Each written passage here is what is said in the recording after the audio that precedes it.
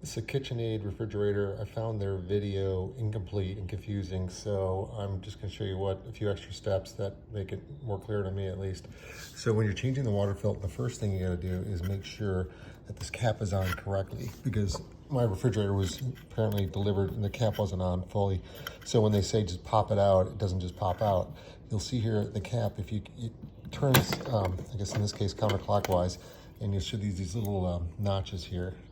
These two like little notches things, and I'm not sure what's clear right here where my thumb is, and they've got to go into these little pieces here, otherwise you're not going to be able to grab the water filter. So if you kind of jiggle a little bit, and now I turn clockwise, you'll feel it feels pretty secure here.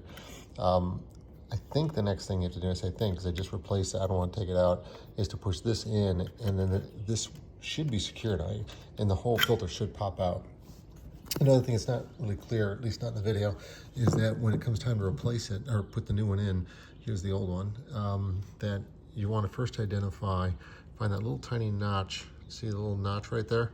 And that will be on the bottom, because according to the written instructions, there should be an arrow at the top. I'm not sure if it's coming across very well here, but there, see that little arrow right there? That arrow has to be on the top.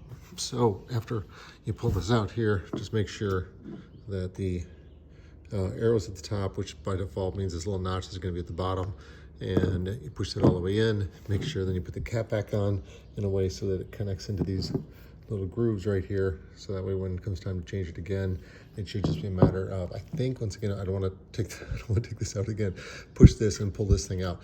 The thing that I still don't understand, so if anyone has feedback, let me know, is that I'm still seeing on the panel up above, it says replace filter, despite the fact that I just replaced the filter and I ran about, I think it said 4 gallons of water through here, and I don't know if I'm supposed to manually do something, or if it eventually, over time, just ultimately the replace filter light message goes away.